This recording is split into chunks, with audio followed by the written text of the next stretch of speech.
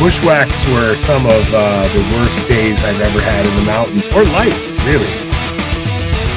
Whereas Panther Mountain is totally opposite. It's a mountain on top of a crater. I think the weather challenges on this incident were particularly difficult. It was really the development of New York State. Catskills were responsible.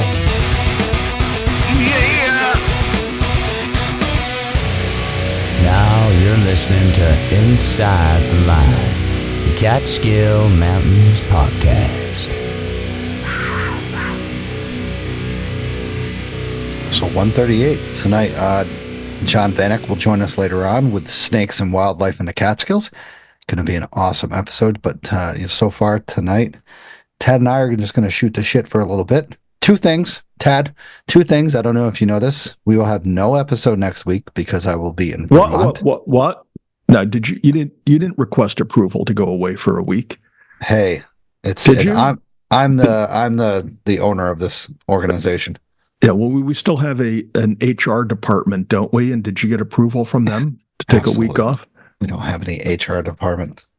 We can barely afford some stuff, but we can afford donating, which I really appreciate people doing. We've donated a lot the past couple of years. So I'll be in Vermont. My wife and I usually take a vacation in the spring, which we went to Shenandoah National Park and did some trail magic. And now we're going to go up to Vermont and just chill at an awesome tiny house. We're taking a tiny house that overlooks a beautiful mountain range. So it's going to be nice.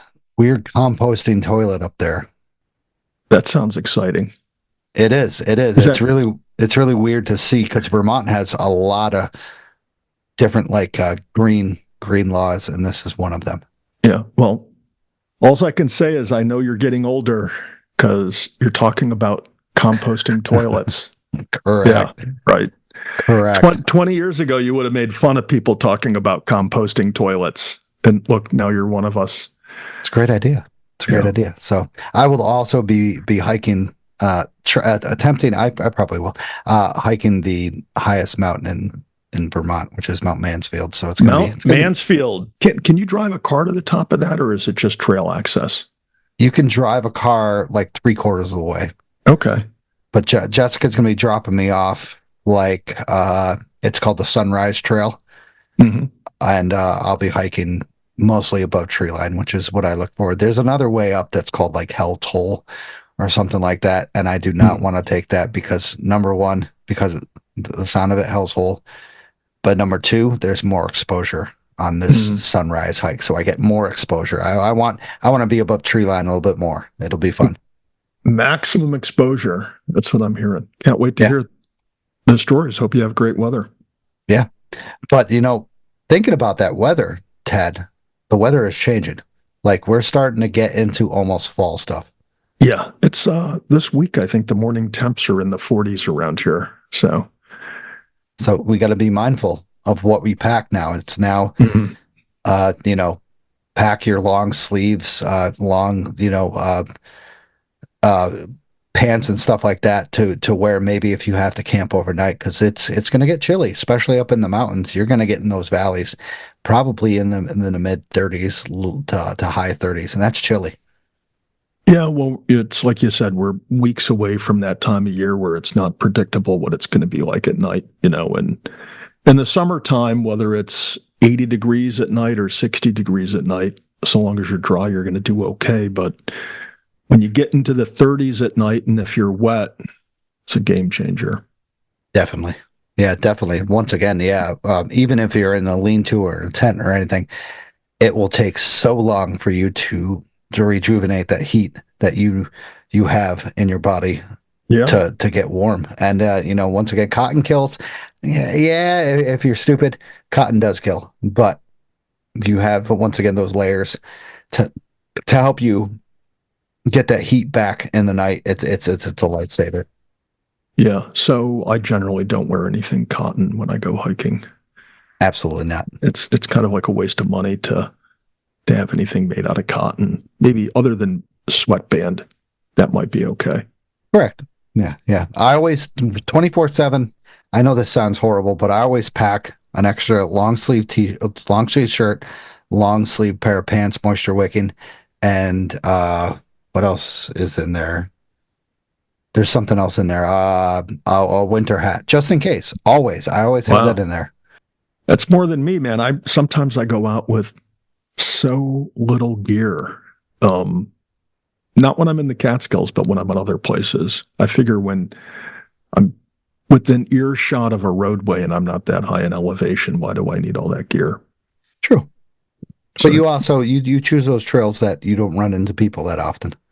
Yeah, well, unlike this weekend. I mean, this weekend I went to a rather touristy place, and for about the middle third of that hike, I saw a lot of people, and it was kind of interesting. It was a whole different vibe hiking in the gunks on a weekend than what I'm used to up in the Catskills. Different crowd, different level of preparation, just a totally different vibe hiking around there.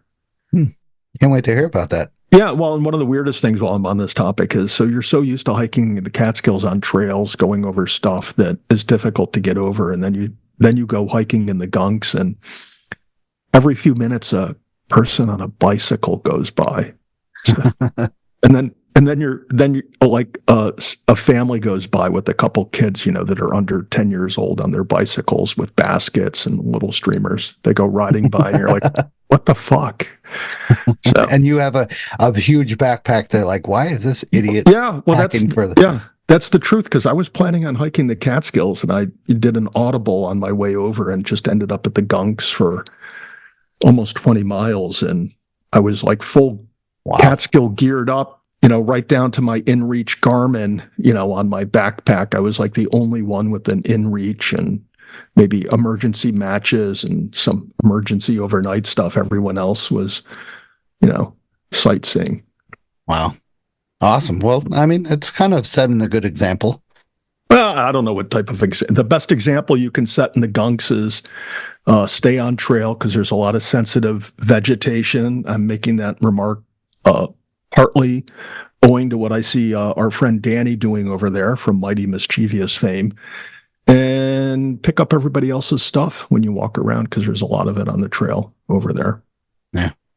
Hiking's beautiful. And I'm glad people are catching on and enjoying it, but we need to educate a little bit more. It's doing good. It's not doing bad. Yeah. Well, when you say people catching on and enjoying it, read an interesting article just the other day, how REI has a rather sharp decrease in gross sales. Sharp? This is fun. Yeah. It's absolutely insane. Yeah. So you wonder who's absorbing that, picking up that market share. Is it going to Amazon or somebody else? Or is it just a sign that there was that big wave in interest in getting outside and doing recreational things a few years ago, and then that's kind of tapering off, and people aren't spending that money on gear like they used to? Did you get that from the Slosher podcast that you recommended?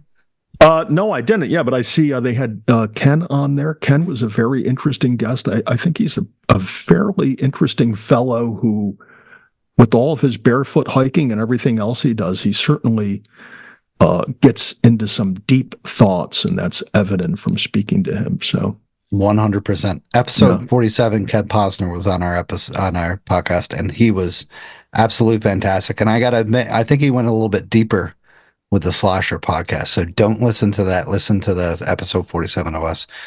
And it was fantastic. But congratulations, Ken, on being on there. It's an awesome podcast. Those two are fantastic. But you know what? Stomp needs to, Stomp had one question. He needs to be in there a little bit more often, right?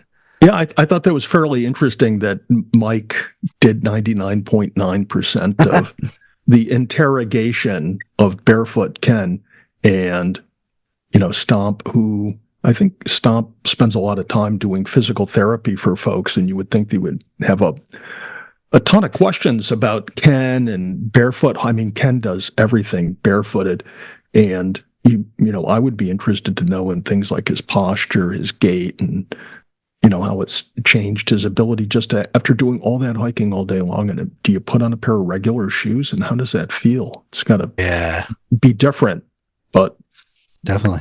you got to admire a guy who has done all of the extensive hiking that Ken has done barefooted. Yeah, That's crazy. exactly. It's crazy to think about. Seriously, when's the last time you stubbed your toes hiking in a boot? I barely walk in my backyard in bare feet. Yeah, but I mean, I was out hiking, like I said, on Saturday. Didn't hit anything with my feet in the gunks because it's all groomed trails basically, except for like 20 yards from my car. Just slammed my right foot. I mean, seriously, I was like, mentally, I was already out of the parking lot looking at my Jeep ahead of me and just bam, kicked a rock like it was a soccer ball. And instantly I think of Ken, and he just can't do that. He can't lose focus on where his feet are going when he's hiking. Very good point. Yeah, because what would he do? We fall on our face and laugh it off.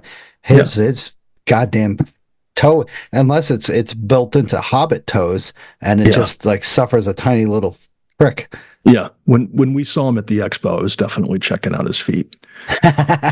That's a little uncomfortable, but actually a very good point. I'm sure he's used to it. He's kind of proud of those things.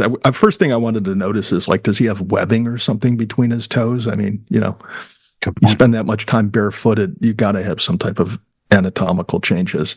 And the next thing I wondered is, can you imagine being married to Ken? Guy comes home. It's like, does he always have dirty feet? I mean, I don't know. I'm not putting you down, Ken. I got a lot of respect for what you do, but man. Yeah. Does he after his normal job, does he come home and like throw his shoes off? I've had enough. Yeah, I don't know. Maybe he's such a dominant figure. He's got the sway at work just to walk around barefooted in a suit. But awesome. Yeah. All right. So we're a little tangent there with our friend Barefoot Ken. He's awesome. So once again, the weather's changing. Pack extra clothes. Also, so I heard about this recently, and it's been happening for a while now. But the Balsam Lake fire tower cabin. Now, this is not the fire tower top. This is the lower part. Is closed due to repairs needed. Now, this has been happening for quite some time. Over 5 years, we have heard that this has been closed because the cabin needs repairs, and nothing has happened. Our good friend Lori Rankin did an awesome report about this, and I'll find a way to post it to our social media pages. But this cabin, the lower cabin, was a place for the forest rangers to take shelter and stuff like that during the times of when they had to watch for fires up in the fire towers. But it's kind of a historic place. It's kind of big place in history, and now it's been neglected, and now it's being closed down where it could be a great information for hikers. Yeah, I mean, it's kind of like a real life museum, if you will, in the place where at one time it was functioning. So the first thing is, do we know who it is that? How much would it cost to fix this up? Do we have any idea what the dollar number is on that?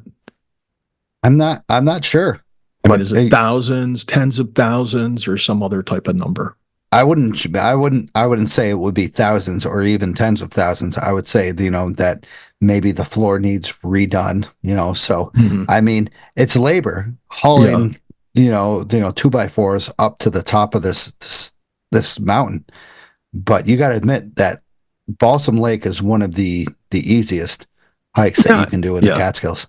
So all of these fire towers are accessible by vehicle if you had to get a vehicle up there. But, it's interesting with all the money that's spent on other projects, why this one's neglected, particularly when the DEC has this big push on the Fire Tower Challenge and they're promoting these fire towers left and right. It would make sense that at a cabin at Hunter, but at Balsam Lake, why not have that cabin in operation and have the ability for people to go in and check it out and see what that was like? It makes the attraction more enjoyable, and it's a shame that they don't have the resources or haven't allocated the resources to that. And if somebody were to start raising money to redo that floor, would that be something that the DEC would be receptive to? Some, like a GoFundMe page or some other type of fundraiser to do that? Because it just seems a shame not to do that. And so when you mentioned this a couple of weeks ago, that I think when you sent me that little post, one of the things I thought would be interesting if the state of New York would do, and this is kind of like a wild idea, so just sit back and listen to it. When you go and buy a lottery ticket, a big portion of those proceeds goes to support public education in New York State, right? Did you know that, Stosh? Mm-hmm. And the state has raised billions of dollars selling lottery tickets. Why can't you, instead of buying a scratch off where the profits or proceeds in part go to the education department, why can't you buy a scratch off that benefits public lands, parklands in New York State? Yeah, why can't you? Why? I mean, they let you buy a license plate that supports different interests in New York State. Why can't you do it more frequently than just when you get your license plate or when you fill out your tax return? You can make that nominal donation to any one of those funds or causes. It'd be great, if hikers and outdoors people were able to target money and resources to the Catskills, the Adirondacks, and other places just by buying scratch-off tickets and other things like that. So there's my crazy idea. Write your state assemblyman, state senator, or your governor. Let's make that happen, Stosh. Let's get a mailer going. It's a fantastic idea. And I'm overreading Lori's report to the CPAC meeting, which is the Catskill Park Advisory Committee meeting. And it once again goes saying that 2019 it would become a liability. So this was 5 years ago, which is absolutely insane. Yeah, and you have to wonder if they can rebuild that. With the restrictions on what can be done and not done in the Catskills. If they let that cabin fall into such a state of repair that they can't rebuild it, what a shame that is. Yeah. And, I've noticed some of the times they have with lean-tos and such that they have actually flown stuff up there and dropped it in. Balsam Lake is a perfect place to do that. 2x4s, could be flown up there and dropped in, maybe 2 drops. And now this place that people could, they're one of the first hikes that usually people do is overlook a Balsam Lake because it's the easiest. And this would get your attention and such. But they're like, hey, the cabin's closed. This was a historic spot. You can't go in there. Yeah. And one of the other things that I looked into in anticipation of this being discussed, do you know how much it costs to get one of those patches after you finish the Fire Tower Challenge? What's it, like $15? I thought it was nothing. I thought you fill out the form, you submit it by email, and they send you this nice patch for absolutely free, right? Why don't they just raise money and awareness by charging you a couple bucks for the patch and maybe soliciting a donation as part of it? Like, hey, you like the Fire Tower Challenge. You've done it a couple years in a row now. Why don't you kick in $5 to help maintain the fire towers, the cabins, and those resources that are connected with them? Yeah. And you can't say that you don't enjoy the fire towers. Oh yeah. It's like, it's the one sure thing in the Catskills is when you get to that fire tower, you're going to get a view. Okay. Other places, the view is limited. Sometimes if you haven't been up there in a few years, you get to a viewpoint and it's now covered in with trees or something, but you come to a fire tower, no matter where the clouds are, you can look around, you get a good view. So, or you get that feeling right above tree line that the winds are changing, you get that cold. You're like, damn, this is totally different. Yeah. That's what I get always at Balsam Lake because, there's always winds up there and it's fantastic. Yeah. It's a great spot. Yeah. And Lori also said, of course, I haven't said that I've been up Mountain Trumper recently, but I've noticed that the trees, of course, are growing and that the view on even the cabin is starting to be obstructed with Yeah. with the growth of the trees. And Mount Tremper is a fantastic viewpoint because you get a viewpoint of the Burroughs Range, you get a viewpoint of the Indian Head, Devil's Path, stuff like that. And that is becoming obstructed. And they're like, hey, should we cut this down? Should we not? And of course, this was 2024 report. So, they're getting bigger and bigger. And who knows if that view will be blocked soon. Yeah. So what do you think, Stosh? Should they bring a chainsaw up there and cut down some trees? That's a tough question. Really? You think so? You think it's tough? I very enjoy that view up at Mount Tremper because it gives you the Burroughs Range that you could be like, oh damn, I want to go climb that. Of course, the fire tower people would come up there, look at that, and be like, that looks awesome. Let's go do that. And then you get the view over towards Hunter. You can see the Hunter Mountain Fire Tower. You can see Overlook. It just offers such a great viewpoint. But preserve, maybe, but the viewpoints, I'm all about the viewpoints. So yes, I'm going with yes. All right. Cut them down. That's it. All right. That's the end of tonight's show. Stosh and I are heading up to Mount Tremper right now. Bring your 2-cycle motor oil. I'll bring the chainsaw. Yes. What do you think? I'd leave it to guys like Mike Kudish and tell us what the value of those trees are and, what the habitat is around them. And as long as we're not displacing some animals, I mean, obviously you would displace the animals that are there, but are they at some critical level where it'd be a big deal to cut down those trees and damage, the habitat for those animals, or is it something that they just really wouldn't notice? And as long as you did it like in a certain season of the year where they're not nesting there or something else, take them down. And it's not like it's one of these things where you need to do it every other year. You probably won't have to cut down any more trees there for another 25, 50 years. So yeah, it all depends on the circumference of the trees. Yeah. That's a big and great, great idea, Ted, with contacting Dr. Kudish. He could, take up there and observe and be like, I'm pretty sure up at Tremper, the only kind of the animals are up there, porcupines. Yeah. Eating away at the lean-tos. Even though they just put a new one up there. They enhanced that one up there, I'm pretty sure. I don't have a firm recollection of the lean-to at Tremper. Dude, it's like 200 feet from the fire tower. Yeah. Beautiful spot. Yeah, I remember seeing it. I just remember the day I went through there. I was hustling. I did a long hike that day, and I just kind of motored right through there. Warner Creek, right? Yeah, I hiked all the way up to what is that? The Notch up there. Fantastic spot. Yeah, biked down to Phoenicia, hiked back. It's a good day. Beast. So, once again, maybe contact your local senator and such like that in Albany.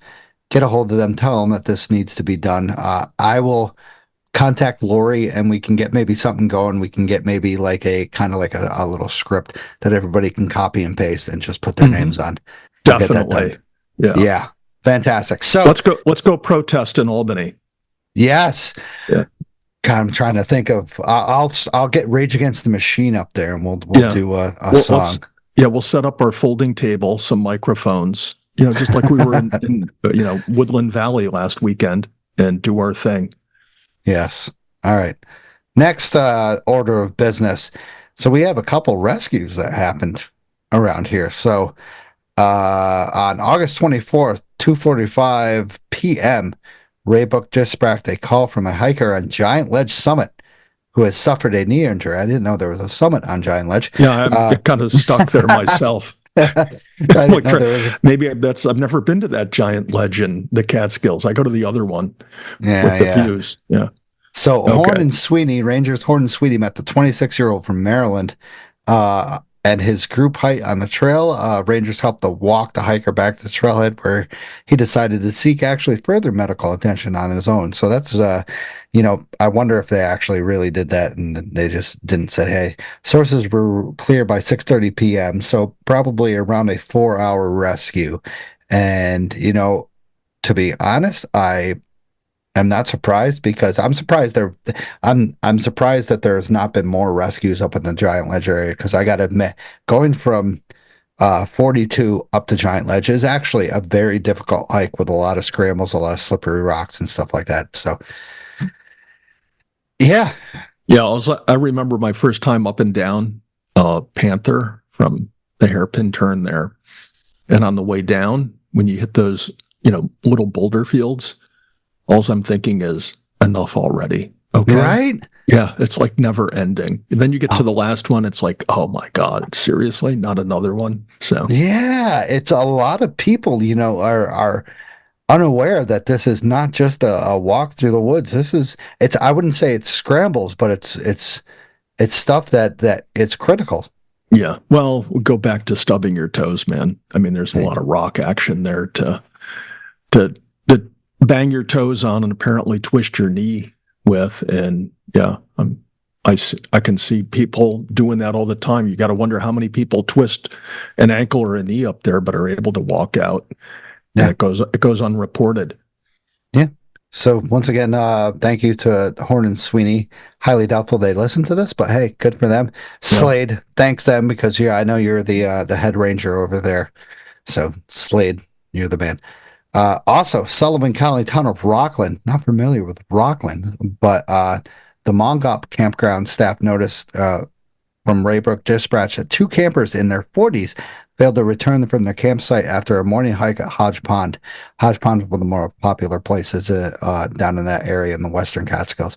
So at 5:45 p.m., Forest Ranger Kraft, who I'm familiar with, I've hiked with him a couple of times, located 2 missing hikers and discovered that one had suffered an ankle injury.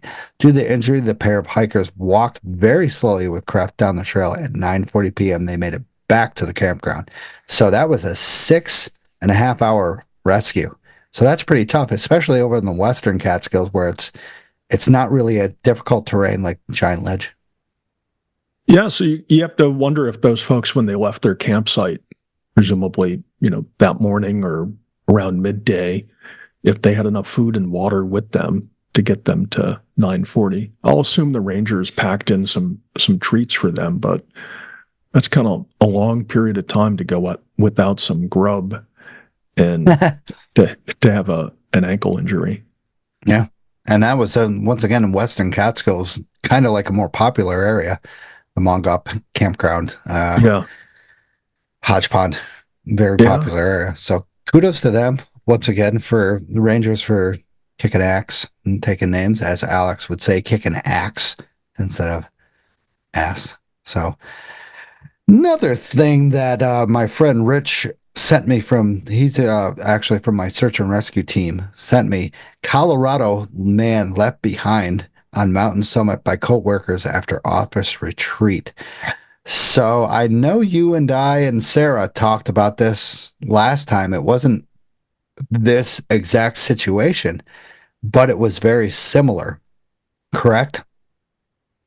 Yeah, I mean the group hikes with the straggler, very common occurrence, right? Yeah. And that's where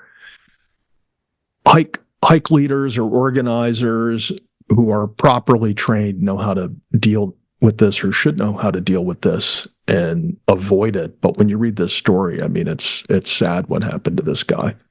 It's actually very crazy. So an injured Colorado man weathered a storm, survived a night alone on a mountain after his coworkers left him behind during an office retreat.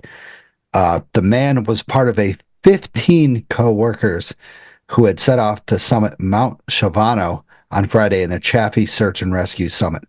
Now, this is once again a male hiker who was wearing all black, reached the summit at 11:40 a.m. Not bad timing. Perfect time to summit, and became disoriented as he began his descent. He found his belongings left in the boulder field to mark the path for his descent and had been picked up by his previous group as they hiked down. So 14 people decided to pick up his stuff, made a group decision that to left him in the area. What do you think this thought process was? Do you think they thought, well, we're going to help Bob out because Bob is slow and he shouldn't be carrying all this stuff, so let's take it? Or were they busting Bob's balls? I mean, what's going on here? Why would you take the guy's stuff? I mean, what type of stuff was it? Was it like a spare gear? Was it a windbreaker? Was it food? Was it water? Yeah. That's crazy, right? It's absolutely insane to just be like, hey, let's take his stuff. We'll make it lighter for him. What was he on the summit with at the time? Yeah, well, I mean, he's going up. It's like midday. He probably thought he could get up and down relatively quickly and didn't have to lug up all that stuff. I mean, who knows what his thought processes were at that time, but what about the group and taking this guy's stuff? Yeah, so this peak is a 14er, so it's 14,230 feet. So why the hell would you leave? Like, what would you hike a 14er without? Yeah. Right? I mean, you don't, I guarantee the most difficult thing on top of one of these 14ers is to filter water. Yeah, I mean, it's just crazy, and because this is a work related outing, you got to wonder how knowledgeable he and the others were relative to this type of endeavor. Was this guy way in over his head, or was he not? I mean, it's just bizarre. Or was this a time of where they were like, he's not making profit, let's leave him atop the mountain, hopefully he'll could have been like this. Nobody in the office liked Bob, and they decided, instead of handing him a pink slip, let's just take his stuff and run. So once again, you're up top of the 14er. Hopefully you'll have, the cairns that I destroyed down at Minekill Falls earlier. He just tried to descend on his own, and he found himself in a steep boulder field in Scree, which of course is all 14ers. I have never hiked a 14er. I've hiked 10,000 foot mountains up in the Canadian wilderness area, the Canadian Rockies. But I know that that's going to be Scree above a certain amount of feet. And these coworkers informed him that his route was wrong and to climb back up the slope and regain the trail. So as the man neared the trail around 3:50 p.m., he set another pin drop to text his group. Now, he didn't send this to, emergency officials. He sent this to a group. Shortly after the message, however, a strong storm pummeled the area with freezing rains and high wind, as you would expect during the 14er. And he further cut off his cell service. Search and Rescue received a call about the overdue hiker around 9 p.m. So that's 9 hours later when he summited. And 2 hasty teams and a drone pilot searched throughout the night, but high winds and freezing rain prevented them from reaching the summit. So the following morning, the man regained enough cell service to call 911 for help. He was found above the North Forth drainage, which is a gully below the Esperit Point, which I'm not very concerned. And he had become disoriented and fell at least 20 times during an attempt to descend alone. So this guy had enough courage to try to get himself out. He said after his last fall, he was unable to get up. And I would think after not having like a pack or anything like that, he was very lucky to regain cell service and stuff. And search officials, they found him. It doesn't say when they found him, actually. He was located in a search area, and they found him on their own. It doesn't say when they located him, so I'm very curious of when they located him. Yeah, well, we know it's the next day. What I'm hung up on a few things here. One of them is he sends a pin drop at 3:50 and a text to his group. Then it says, shortly after sending the message, a strong storm pummeled the area, and he loses his cell signal. And then the call for help goes in at 9 p.m. So where are these people for that 5-hour span of time, right? Right. He sends them a pin. They know where he is, presumably, and they know that he's way the fuck up there, okay? And what do they do for the next 5 hours? What's their plan? Are they like hanging out in the parking lot this whole time? Have they left and gone to the bar? I mean, where is his help during that period of time? These people, not only did they just leave him on the mountain, it sounds like they just took off, And what do you do, Stosh? You're trained in this. What do you do? Your coworker is high on the mountain. He sends you this signal. Next thing you know, a storm comes in. do you send people up to help him? Do you place a call immediately that time? What if he's saying in his message, "Oh, don't worry about me. This is where I am. I'll make it down. I'm glad you guys took all my stuff. I'll be able to get down, in due course."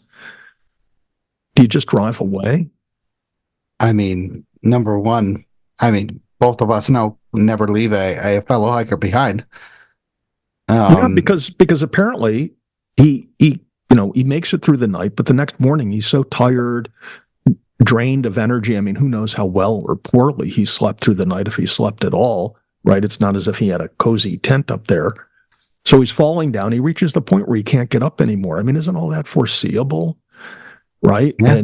And nobody goes up to help this guy out. Nobody doubles back. Nobody places Take the his call. freaking pack away from him. Yeah, it's just like, but again, maybe we're just overanalyzing it, because maybe the whole group of 15 people, they just might have been newbies to all of this, and none of this was registering with them as being like a big deal. I mean, maybe they just weren't appreciating the nature of the risk. I mean, but how would you feel like a day or two later if you found out your coworker Bob died Right. on the mountain? How is this? Like how is the vibe going into the work area the next time? Yeah. So I wonder what it's like in the office now, right? Yeah. How he feels about everyone else that left him there, That's pretty harsh. I found out a little bit later, I researched this a little bit more, that 10 a.m. they found him the next day. Yeah. Wow. And the funny thing is I saw that CCAR, which is Colorado something, said that we also, again, like to remind everyone recreating the backcountry to always hike with a partner, pack some bright colored clothing, remember to toss the 10 essentials in your back. What happens when the frickin' your coworkers take your backpack? Yeah, right. Yeah. Right? That's crazy. This poor guy. Unbelievable. And we've had, of course, these instances here in the Catskills where people, I will always talk about this, that someone was left behind on Big Indian and they had to spend the night.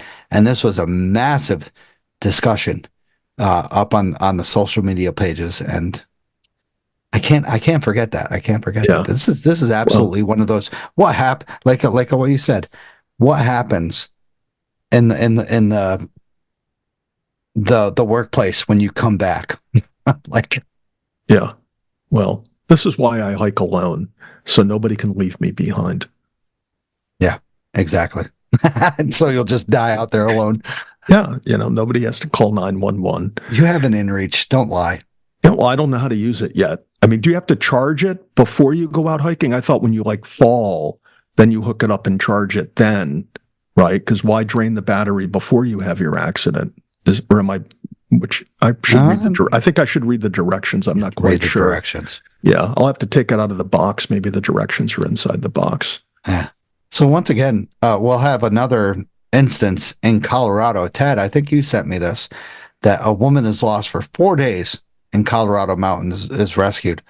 So this guy got rescued after a day, but this person, Gina Chase, went camping with an organization, once again, recommended participants fast and discourage cell phones during a spiritual retreat. Got lost and got rescued after 4 days.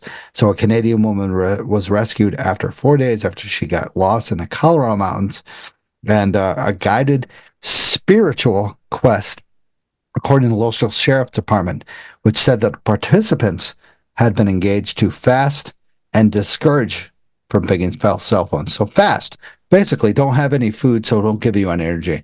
Fantastic idea. Awesome idea. I highly doubt that this organization is functioning today after this. So she is 53 of British Columbia, was camping in the San Miguel Mountains of Colorado with 10 others through the Animas Valley Institute, an organization based in Durango, Colorado. This emphasizes the spiritual value of being alone in nature. And around 11 a.m. on August 14th, Miss Chase embarked on a solo journey near Lone Creek Peak, but was reported missing about 2 p.m. the next day, and she did not return to camp. On Sunday morning, after a multi-day search that included K-9 teams, aircraft, and drone, Miss Chase was found alive and uninjured after the sheriff's office initially said that she was found Saturday, but she wasn't found until Sunday. Interesting. She was part of a group of campers who designed alone in the backcountry without their cell phones, and then fasting to maximize their experience with nature. Wow, what a great idea, especially in Colorado. Yeah, talk about maximizing your experience. Spend an extra 4 days out in nature without food. There you go. There you go. She got her money's worth, that's for sure. If you want to. So one of the sheriffs on Facebook said, which is really great, you should always bring technology for communications. Furthermore, you should not starve yourself. Even given a guide service suggests the opposite of basic safety rules. Well done, Sheriff Bill Masters. Well, I'm looking at this organization's website now. There's nothing on it about this incident. Nothing on it at all. It's been wiped out. Yeah, I'm on the testimonial page. What is it? The 404 error? Yeah, if you have ever lusted after some unknown, toiled over where you are at in your life, looked at the world sideways and still not understood it. Goes on, right?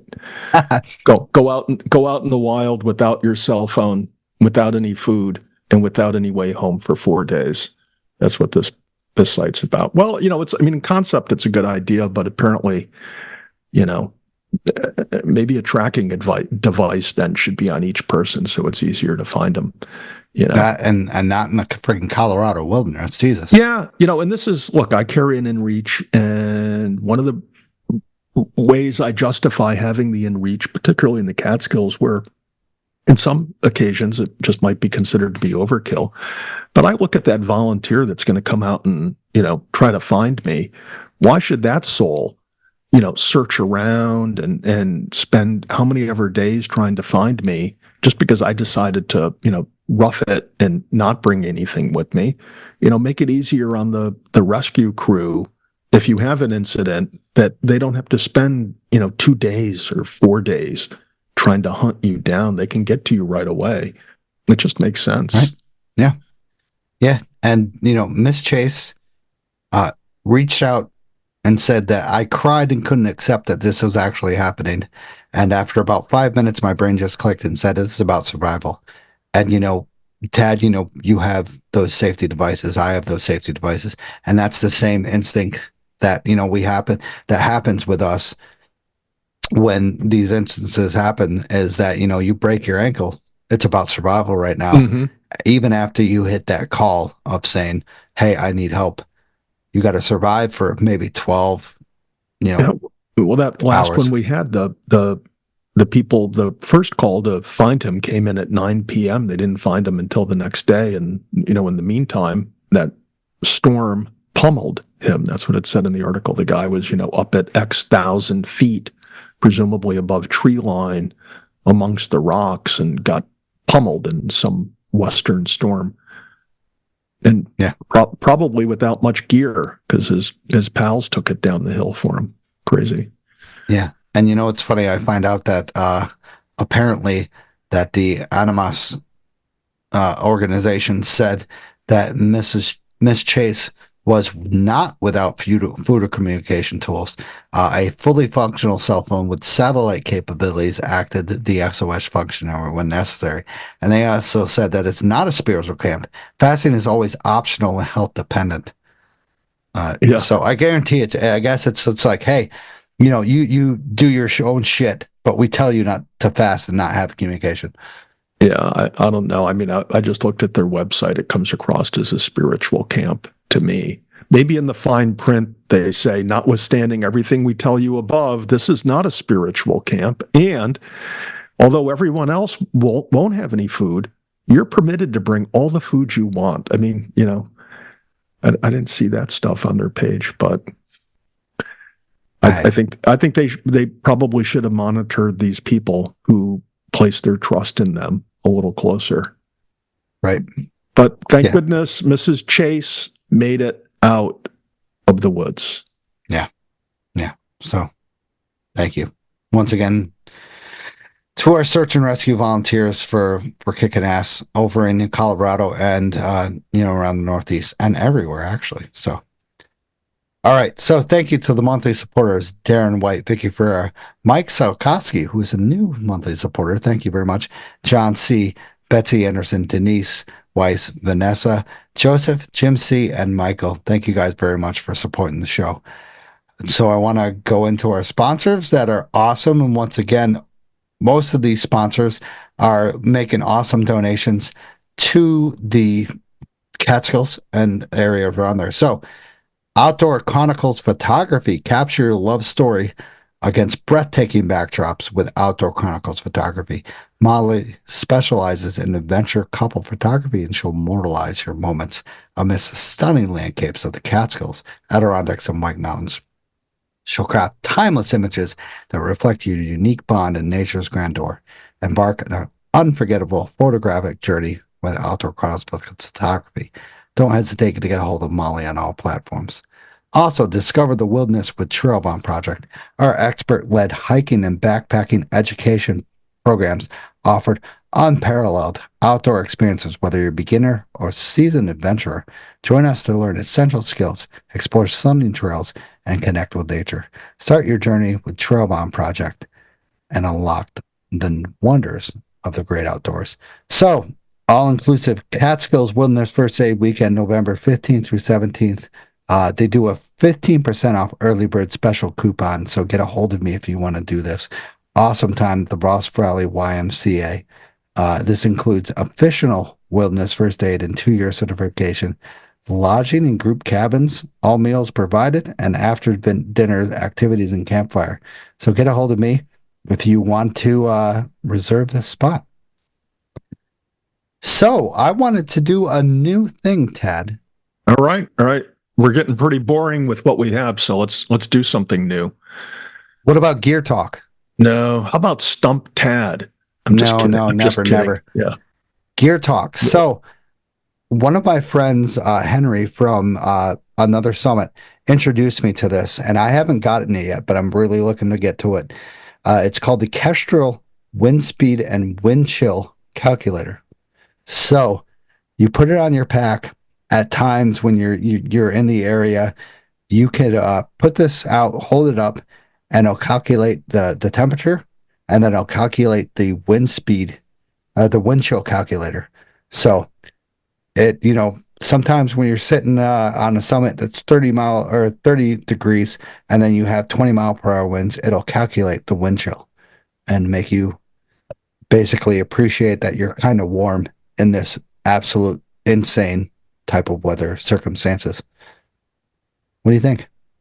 Oh, I don't know. I guess if you're a gear hound, it's a little too much information too late, frankly, because once you're up there, knowing that the temperature corrected for the wind speed, the wind chill is minus X, doesn't do you a lot of good if you don't have the right clothing to go with that, right?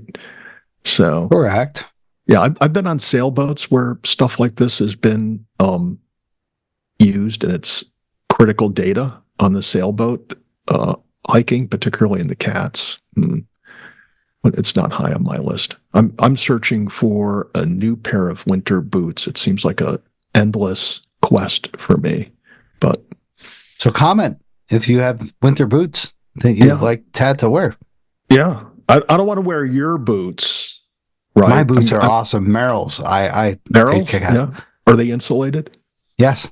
Yeah. Waterproof too. Yeah, I've seen those. I have an old pair of winter boots. This would be, I don't know, like their 7th season. I can't imagine getting rid of them, but they start to look, they look like they have some tears in them, and I'm concerned that I'm going to get wet feet.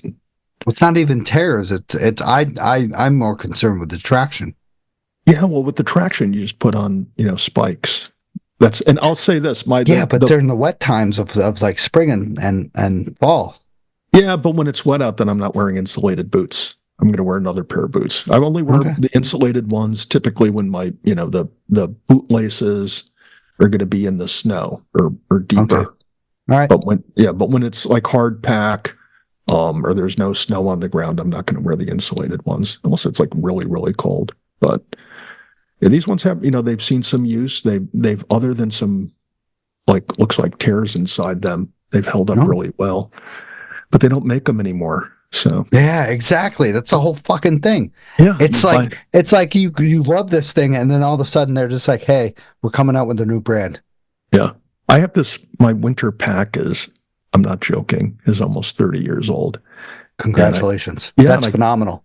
Yeah, well, it's kind of like reuse, recycle. I mean, back when I bought this thing, nobody was making anything like, or wasn't at least mass producing recycled stuff. But now I look at this thing and it's like, I've had it so long and it's got so many miles on it, it might as well be 100% recycled because it's been around quite some time. I mean, Osprey?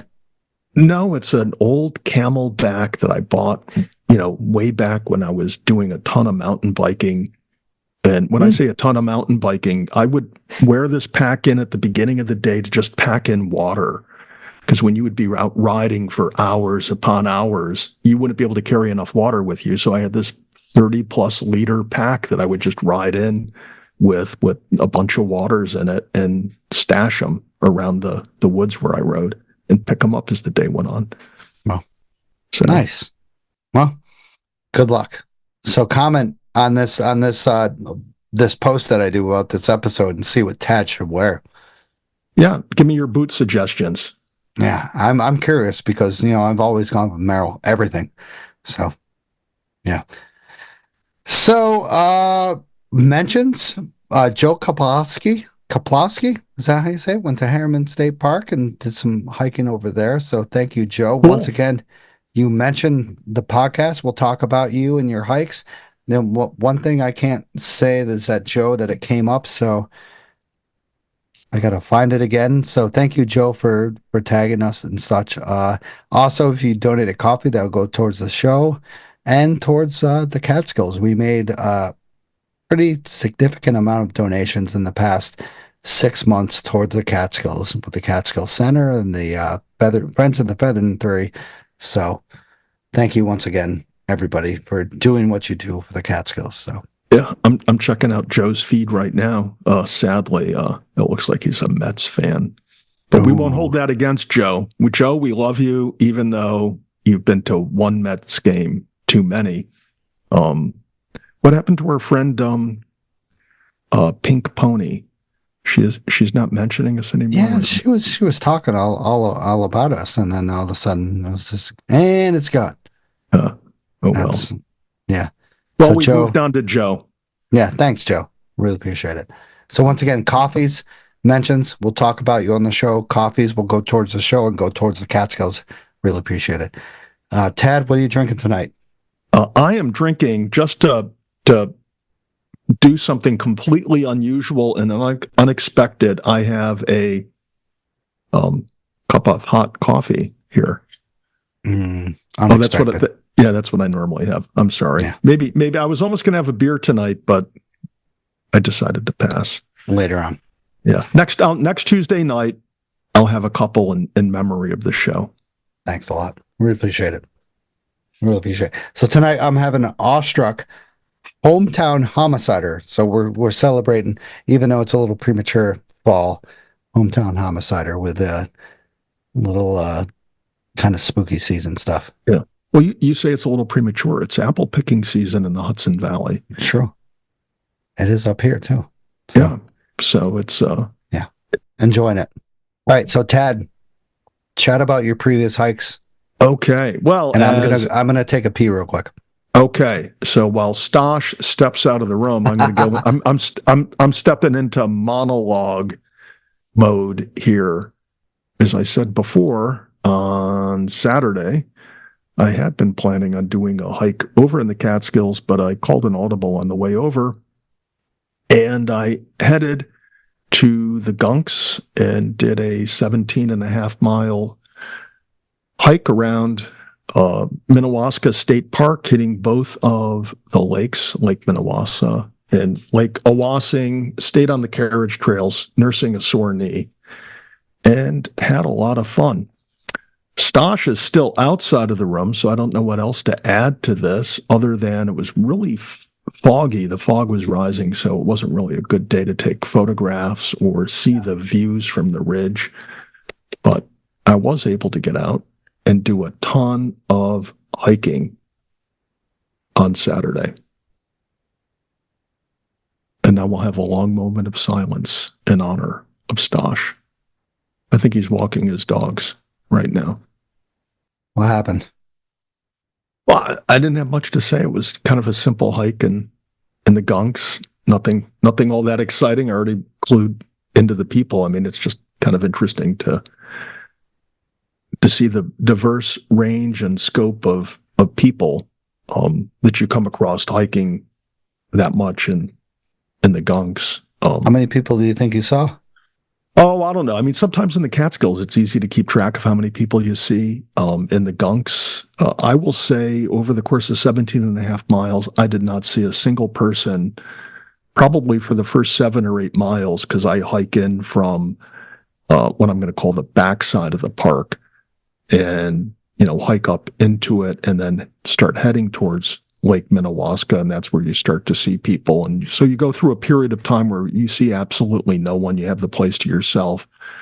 And then as you get closer to Lake Minnewaska, you start seeing more and more people to the point where it's almost like a parade of people coming into the park. And like I said, you feel a little odd, or at least I feel a little odd, because I had planned on hiking in the Catskills. So I had, my pack ready for a Catskill hike, and it's way overkill for the gunks. Yeah. And, literally you're going by the people that are just carrying a Polar Spring water bottle. There's one guy who I came upon. He was hiking out when I was hiking back from Minnewaska to Lake Owassing. I came up behind this fellow who was probably at that point, 4.5 miles or so from the parking lot where I assume he parked. And he had nothing. He had no backpack. He had no water, nothing. Wow. Just hiking. Yeah, just hiking by himself. So brief chat with him, and I moved on and continued my hike back to my trusty Jeep and got home early. It's kind of weird for me when I can go and do a 17 and a half mile hike 5 miles from my house. Usually I'm like, in my Jeep at least an hour to an hour and a half or two going up to the Catskills, but not this past Saturday. So it was a break, something different.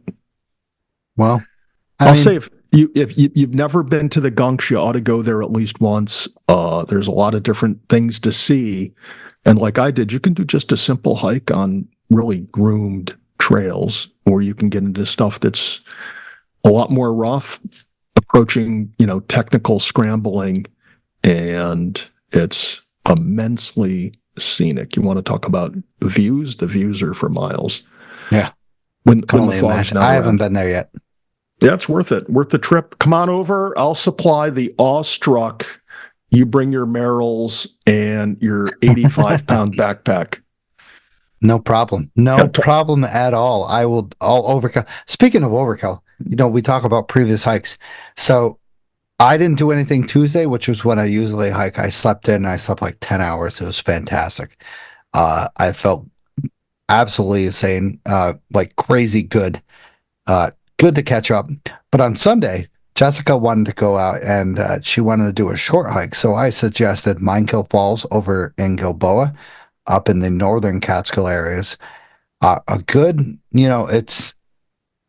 it definitely isn't a secluded waterfall. It's very popular. And we got there at kind of the right time where there was a good flow of people out and there wasn't flow of people in. And it's probably not even a quarter of a mile hike down. You get a platform overlooking the top of the falls, and then you can hike down to the bottom of the falls. And Minekill Falls is definitely kind of different. There's a big cascading wide 10-foot waterfall at the base. And then if you angle yourself right, you can see the tiers. There's like 4 different tiers. And it's beautiful. Very easy, awesome stuff. And, instantly I get down to the bottom and I told Jessica, I'm fucking looking for fossils. Because I remember of our chat with, what was her name? The woman from the museum. Yeah. That's how I'll remember her. Yeah. Who does all the murals. Yeah. Right? And I was just like, I'm looking for fossils. So Jessica actually started looking for fossils with me. And she found several. She found like 3 or 4 and small, tiny rocks, like the size of your finger. Oh yeah. Did you guys take them home? No. Yeah. Well, I pay taxes. That's part of my state. Yeah. You just plead the fifth. Just say, I'm taking the fifth. On the advice of counsel, I'm taking the fifth. That's okay. I pleaded the fifth. But we came across, of course, a lot of Karens. It's a popular place. So I decided to take those Karens down, of course. And there's a big sign that says, do not build Karens. It destroys the ecosystem, salamanders, frogs, different kind of animals and stuff. And this was right in front of it. So I decided to destroy it right in front of it. And I got a lot of criticism on Instagram when I posted it. Yeah. And I don't care. But if you've ever been to an area kind of out west that's more popular and such like that, you will see that this is an absolute insane problem. That it just one person will build it. Like I said on my post, it's Lincoln Park. It starts with one, and then all of a sudden it fucking explodes. Yeah, I mean, where does it stop? One person builds one, then another one builds one, and then I remember one year hiking up to Owasking Falls, and you get there, and there was 50, 60 Karens. Yeah, it was just crazy how many had been built that summer, and as people built them over the course of the summer, they have to scavenger around because the rocks become scarcer and scarcer for them to pick up and carry over to where they're building their project. And you are not maybe with the first one or the first 5, you're not making a significant change, but presumably at some point you've reached this tipping point where you are causing some type of change, disruption to that environment for the animals that live there. And it's also, in my view, I don't care how good you are at building a Karen. They're not, like scenic. But then the question, I've been on some bushwhacks in the Catskills where you run into them, a lot of them, when they're not, you can't say that they're ancient. They're not the big, broad, tall rock piles like the ones you see near Hawkett. But you'll find these ones that are just like, one rock stacked on top of another upon another. And they've obviously been there for dozens of years. What do you do with those? Do you leave them? Because they've been there so long. Art. Yeah, they're not art, but it's somebody, way back when built them to track the way up a mountain. That's what I see it as more than these ones that have kind of like 8 different directions and are 12 in an area. Jessica and I disassembled 4 of them before I disassembled that 5th one on just this little small waterfall area. Mm-hmm. So it was just annoying. And Jessica gets it. She's an artsy woman, and she loves to see that kind of stuff. She's like, oh, this is cool. But with her seeing this when we went out west to Zion and to Sedona and stuff, she's like, okay, then this is getting really annoying. Yeah. And she's seen it like that, of course, in different areas. So yeah, I guess, if I were to go there and build a Karen out of Polar Spring water bottles and Red Bull cans and Monster cans, would you leave it in place? Right? Exactly. Would a Karen lover look at my creation, albeit not made out of natural things, but consider it worthy of letting it remain out there? I mean, it's leave no traces, leave no trace. Exactly. And once you get, I hate to say it, once you get older and once you get like wiser with the trails and stuff like that, you start to respect that a little bit more. Leave no trace. At first, I was just like, what, screw leave no trace. I'll wear cotton. I'll wear my Exodus shirt, to do this. But then I'm like, damn, it's actually a really good principle to follow. Yeah, well, if everyone broke the rules, just think, when you would go out to these places, what would it look like? What that fellow did a couple of years ago up on Hunter at the lean-to, spray painting and tagging the rock and the lean-to. And he pointed out, and he made a good point afterwards when he went up there to try to remove his spray painted graffiti. He did this little video where he showed how people over the years had carved their names and other things into the lean-to. And yeah, he was right. That people did that, and they were defacing that lean-to. And so in some respects, it was no different than what he did to it. But seldom... I'm 50. Yeah, but seldom do two wrongs make a right, Yeah. So just because all these other people did it doesn't mean you should get away with it. And, when one of the carvings was like, TM and BC inside of a heart, nobody's going to track down those people. He just happened to tattoo this place with his social media tag, and it kind of made him easy bait. And then the funny part of that story, I don't know if you remember this, is once he started getting trashed on social media, he decided to drive back up there. Yeah. Oh yeah. I had the ADK police on here about that. Yeah, and he's driving back, and he thinks he's doing a video of himself driving up this road doing the right. Yeah, but he's driving up a ski slope at Hunter Mountain. He gets stuck in the snow. Do you remember that? 100%. It was fantastic. So the DEC comes along and gives him a tow right down to the local constable where he was arraigned for a misdemeanor or something. It's crazy. And then later on, because of freaking COVID, he got denied the charges. I was so pissed off at that. Yeah, he had to do community service. He did. Yeah. All right. So it was like 50, 60 hours at the local transfer station. Yeah. So next we went up to, sorry to push you on. We're That's getting right. very close. We went up to the upper reservoir and the Schoharie Reservoir and checked out the mountains. Had a nice little picnic up there. They have a bench. They have a porta-john up there at both ends. Absolutely phenomenal area. You get the Northern Catskills. Go to the upper Schoharie Reservoir. Totally accessible to anybody and everybody. You can go around the fence, and it'll be fantastic for you to look at the mountains over towards the Northern Catskills, but you can see part of like Hunter Mountain and Blackhead if you go out far enough. So yeah, absolutely phenomenal. Good times. So glad we both got out. Beautiful weekend, right? Yeah, the weather was fantastic.